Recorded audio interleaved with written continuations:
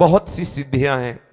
जब कोई भगवत मार्ग में चलता है ना, ये जरूरी नहीं कि आप अष्टांग योग से चलें तभी आपको सिद्धियां मिलेंगी। आप भजन मार्ग में चल रहे, भक्ति मार्ग में चल रहे, यदि आपके अंदर इन सिद्धियों की प्राप्ति की चाह हो तो बहुत जल्दी सिद्धियां मिल जाएं। यदि कोई अपराध न बनने पावे, शास्त्र विपरीत आचरण न होने पावे, रजोगुण तमोगुण का नाश करते हुए जब सतोगुण बढ़ता है हृदय में, तो सिद्धियां अपने आप प्रकाशित होने लगती हैं। बहुत साधारण बात है सिद्धि प्राप्त करना, बहुत साधारण बात। लोगों को लगता है कि छोटे मोटे चमत्कार बहुत कठिन है, बोलो बड़ी महिमामयी बात है कि वो तुम्हारे मन की बात जाए। कोई खास बात नहीं, ये बहुत प्रारंभिक दशा में सब सिद्धियां आने लगती हैं। लेकिन जिसका लक्ष्य हो जाता है ब्रह्मबोध या भगवत प्रेम, उसके हृदय में सिद्धियां फटकने भी नहीं पाती। गुरु कृपा की कवच में सुरक्षित आगे बढ़ता चला जाता है। पर यदि तुम्हें लगता है कि संसार का सम्मान, संसार का लोक, संसार का भोग, तो प्रभु का भजन करके देखो, ये सब तुम्हारे चरणों में लुटेंगे। शास्त्रों में वर्णन आया है कि जो पूर्ण एकाग्रता से सात्विक आहार विहार करते हुए नाम जप करता है, उसके अंदर सिद्धियां प्रकाशित होने लगती हैं। महामहिमामयी अणिमा, महिमा, लघिमा, प्राप्ति और प्रकाम्य, ईशिता, वशिता, ख्याति, ये 8 सिद्धियां सदैव प्रभु के चरणों के समीप करबद्ध खड़ी रहती है। वो भक्त की सेवा में आने लगती है। अनूर्मी, ये सिद्धि जिसके हृदय में प्रकट होती है, उसे ना तो कभी भूख परास्त कर सकती है, ना प्यास परास्त कर सकती है, ना शोक, ना मोह, ना जरा, ना मृत्यु, इन पर वो विजय प्राप्त कर लेता है। जो प्रभु के चरणारविंद का आश्रय लेके भजन करता है पर कामना है, तो उसके अंदर ये अनूर्मी नाम की सिद्धि प्रकट होती है। देखो कैसी महिमामयी है।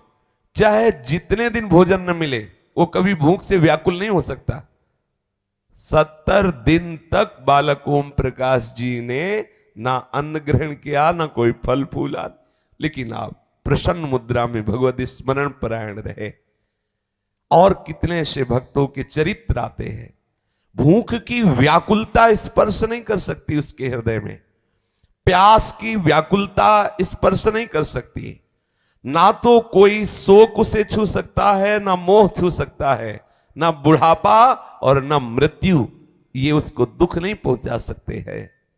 देखो, वो मोक्ष नहीं चाहता है, प्रेम नहीं चाहता है, लेकिन भजन में लग गया, लोक हानि की चिंता का त्याग करके। देखो कैसी सिद्धियां, अष्ट वो सिद्धियां जो सदैव भगवान के समीप ही रहती है। भगवान अंश मात्र से उस उपासक को दे देते हैं। और ये महामहिमामयी अनूर्मी नाम की सिद्धि प्रकट होती है।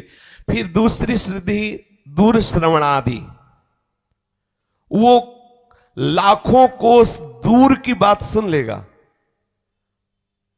अगर सुनना चाहे, अमेरिका में इस समय वो अमुक है, वो क्या बात कर रहा है, यहां से सुनाई देगा।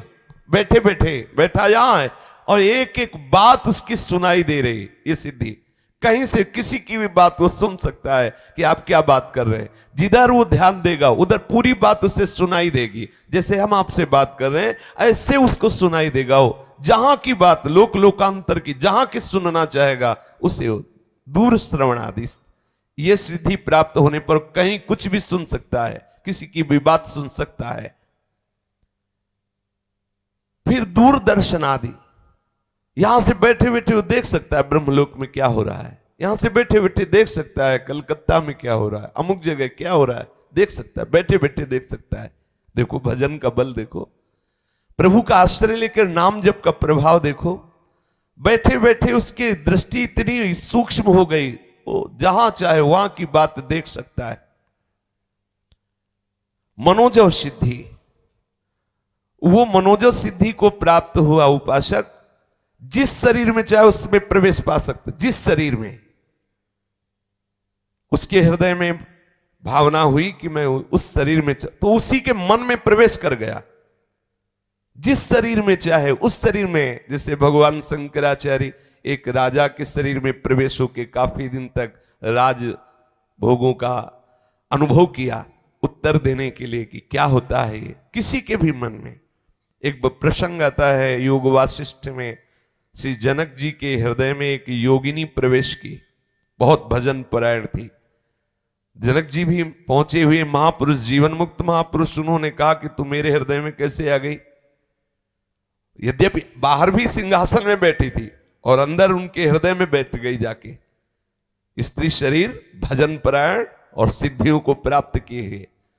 तो उसने कहा हम एकांत सेवी तपस्वी जन हैं, जहां एकांत होता है वो हमारा आसन होता है, तुम्हारा हृदय एकांत इसलिए मैं आके बैठ गई। ये देखो जनक जी के हृदय में जाके बैठ, ये मनोजो सिद्धि। मनोवेग से जहां जाना चाहे वहां पहुंच जाए, जहां जाना चाहे, किसी के हृदय में जाना चाहे, दूर देश में संकल्प किया तत्काल पहुंच गया। मन जैसे अपना मन में सोचा तो जहां सोचा वहीं शरीर पहुंच गया। लो, न टिकट की जरूरत है न पास करवाने की जरूरत, जहां जहां जाना चाहे लोक लोकांतरों में। ये भजन का प्रभाव। इस मनोजो सिद्धि को प्राप्त चित्रलेखा जी ने पलंग सहित अनिरुद्ध जी को उठा लिया और ला करके बाणासुर के महल में विराजमान किया और कहा सखी यही थे ना? बोले यही थे। ऐसा देखो कितनी बड़ी सिद्धि भगवान के चतुर्व्यूह अवतार में, जैसे राम लक्ष्मण भरत शत्रुघ्न, ऐसे ही वासुदेव संकर्षण प्रद्युम्न और अनिरुद्ध। ऐसी महामयी मनोजो सिद्धि को उपासक प्राप्त कर लेता है। काम रूपी सिद्धि, वो जो रूप चाहे वो धारण कर सकता है, जो रूप चाहे, जैसा रूप चाहे वैसा वो रूप धारण कर सकता है। इस काम रूपी सिद्धि की प्राप्ति होने पर काय प्रवेश, वो भले शरीर छोड़ा हुआ कोई शरीर है उसमें प्रेम, अर्थात मुर्दे शरीर में प्रवेश कर जाना या जीवित शरीर में प्रवेश कर जाना, ये पर काय प्रवेश की सिद्धि प्राप्त हो जाती है।